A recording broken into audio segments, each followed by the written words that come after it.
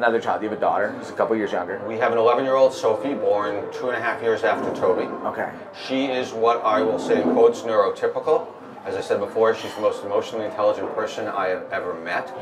She is empathetic, she is sensitive, but she also has that wisdom to understand what's happening even without the vocabulary. The great story I like to tell about Sophie is she was probably in the range of 4 years old. Yeah. Sophie, Jackie and I, Jackie is my wife, were having some issues with Toby.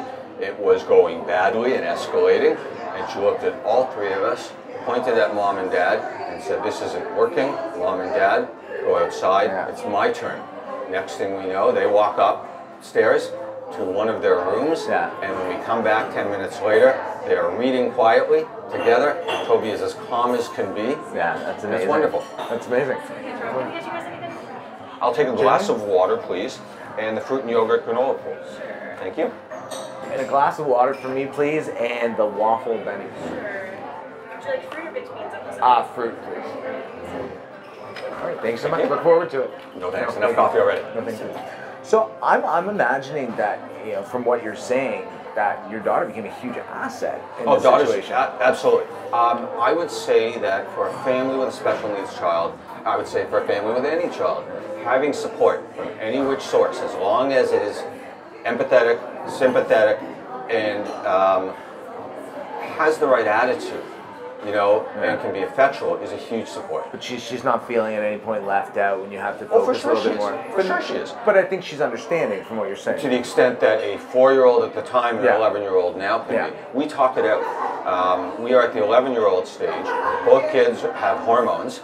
And what's happening now is periodically she will emphatically say, I need either to be left alone because she wants to escape this moment, or alternatively, I want your attention.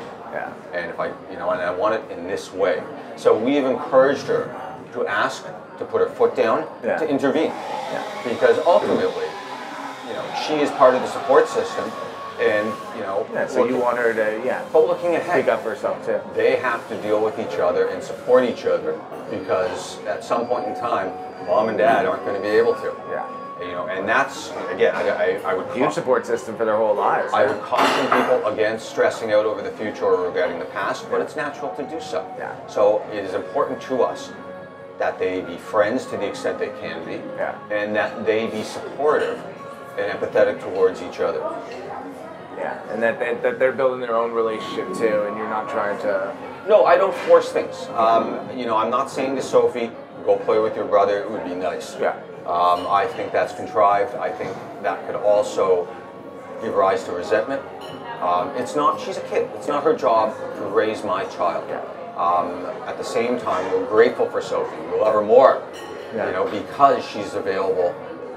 So that, when you think about it, Jackie's got the support not only of the team, but she's got Sophie, she's got Toby, so she's got Jamie, and her friends understand. When they come over, Yeah, I mean, we don't shy away from it. We know couples or families that don't want to admit that their child has either challenges or a diagnosis. We embrace it fully. It's really the way in which we can engage the world in a constructive manner for him, and she had to be part of that. That's amazing. Well, you talk about the team. Yes. So when you're talking about the team, I mean, not only in your family, beyond that, when we are talking about all these professionals you probably had to go to for a little bit of help. Again, we were talking about occupational therapists, and you've tried a bunch of different therapies. What's the cost associated with that? Oh, the costs are huge. I mean, but coming back to the team and the team building approach, you got to start somewhere. Yeah. So we asked our pediatrician for Toby. Want some water? Sure, please. Okay. We asked Toby's pediatrician. We see this here. He said, no, don't sweat it. And my view was, no, I've thought it, I'm sweating it. Yeah. So he introduced us to a speech pathologist, because as I said, Toby spoke in tongues, articulately but in tongues. And we knew from the speech path's eyes that she saw something. So I said to her, what are you seeing? And she said, I can't tell you because it's not within my professional competence. So I said, great, you're fired. Now that you're fired, you want to tell me what you know. I will never, and I will never. It's a one way to go. I will never, I will rehire you in a second, and I will never hold it against you because I accept it's not within your black box of expertise. And as a lawyer, I get that. Yeah. She didn't say anything. I went to another person. Slowly but surely, we realized what and we finally find someone who says, this is what you need. Yeah. And it wasn't a perfect fit, but it was really a start. And over the time, we have brought in a number of people. We're lucky, most of them stay. And even if they have moved on, they're available to us. And they're among our closest friends. And they stay in touch and they want to know Absolutely. what's happening. Yeah. And when we have a Team Toby meeting, as I call it, they're at the table. They may not have seen him for 4 months, but they know him well. So coming back to the idea of how do you do this? Time, energy, and cost. Yeah. It is expensive. We embarked upon the Toby journey at a time when the social services were stagnated. There was litigation going on whether or not the Ontario government could cut off funding at a certain age. Was that age discrimination? For us, we weren't going to wait. It was a matter of do what you can now, learn what you can now. Yeah. We're lucky. I worked as a lawyer, I was successful as a lawyer. We are not expensive people, so we put away money.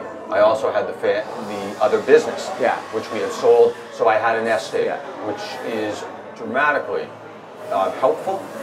It took a lot of the stress out of it, too. It took some of the stress out of it, and I accept, that I may be unique in this regard and different from many.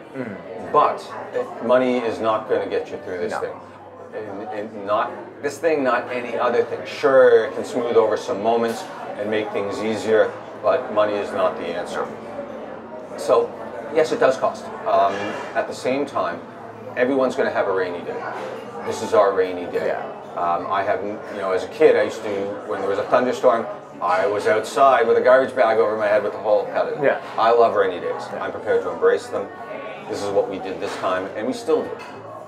Will I retire? You have the right attitude about taking a challenge and running with it. We do, but again, I accept that we may be outliers from a financial point of view. We've had occasion where, for instance, Toby went to a private school who had no experience with kids with special challenges, particularly on the developmental or emotional, behavioral, or mental health side of things. We implemented our program at our expense. They were incredibly grateful and they took direction.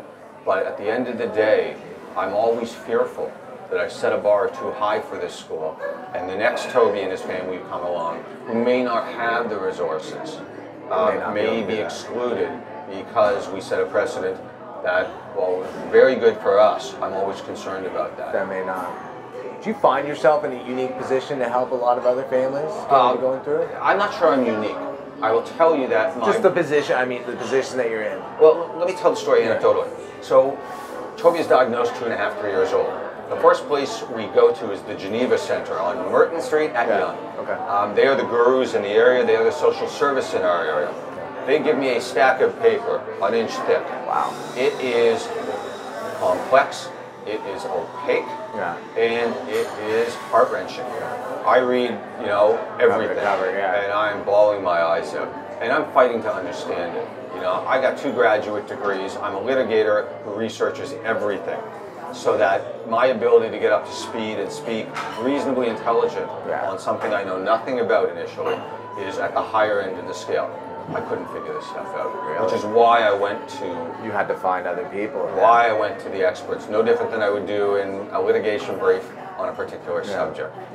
Getting up to speed, I invested myself in that heavily. And I wouldn't have had the time if I was still working on Bay Street. Sure, my partners understood. I disclosed to them initially that we had this challenge. They knew Toby. Toby would come to the office often. He loved the office. He'd wander around, he'd talk to people, people would listen and think he's cute, and he is cute.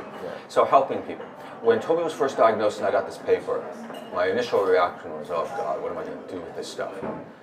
Because there was very little in terms of prescriptive advice. It was all descriptive. So, Jamie being Jamie, I called up the head of pediatric neurology at Sick Kids. And lo and behold, I get her #1 assistant, who is also a very reputable and very well learned in the sport. She talks to me and she says, Jamie, I'm not your guy. Not because she wasn't empathetic, she took my call. But she said, you need to speak to somebody with the therapeutic side as opposed to the diagnosis or the research on the cure side, which was their forte at the time. So she gave me 6 names. I then realize where, and they're all over the United States. Oh, wow. So I research and I find out where are the leading centers. I call up people at Rutgers University in New Jersey, UCLA, Emory in Atlanta. I call anybody. I have no shame and I have no embarrassment or no, you're like a pit bull. You just want to find out the information. Right, but I'm also doing it, you know, in a gentle, respectful, and way for a good reason. Yeah, for a good reason. Yeah. And I'm having conversations, and at the time, Jackie and I were actually thinking of taking Toby and taking a 2-year trip abroad. I had always thought about going back to school. This would be a great opportunity. Stick me in a college town someplace outside of Toronto. We'll have a rocking good time. I'll learn something, and after a dozen years in the salt mines, you know, we'll have had our break. Yeah. Comes crashing down. We're not going anywhere. Yeah. And one of the fellows who I spoke to, I think it was at Duke University, said to me, Jamie, I picked up your phone call, and I will pick up the next Jamie's phone call. Yeah. You are now a member of a frat. Whether you want to be a member of this frat or not, you're a member of the frat. You will get phone calls. Answer the phone calls. Yeah. So since that time, and we're talking now 2003, I spend about an hour a week. Sometimes it's 2, sometimes it's 15 minutes on the phone with somebody I probably don't know who has found me, either through a conversation like this, or a friend who knows me. So there's a community that has been created here of people absolutely. helping people. It's exactly right. So like any other community that shares this type of common interest and goal, I'm available. And I make myself available. And I love doing it. Why? Because 1, makes me feel better. 2, I'm honoring my debt to the fraternity. Yeah. And 3, I learn a whole lot. Not only in helping you, which makes me feel good. 2, I learn a whole lot from newbies who are in the sport, parents who are experiencing challenges that I haven't that you've yet. Never yeah, so I get a call. I'm going to say a quarter of my calls are from parents who have a kid older than mine. Oh, what's your kid doing? How's he doing with this? How do you deal with learn about that? Yeah. Because Toby at 13 is going to be 18. He's going to be 28. Yeah. What are you doing for your 18? I need to understand this. You know, and you need to know like each progressive stage how it's going to change. Right. And you know what's coming. Yeah. What does puberty look like in you know a child? What even? I mean, what does it look like when your child's 40? Right. Right. You know what are your plans for living? Is it community living? Is it living with you? You know what resources have worked for you? You know, so I love doing this.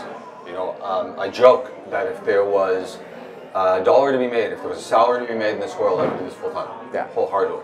And that's another. Yeah, because you get a great feeling out of helping other people, but I think it's the community aspect of it, which I get to some degree as well.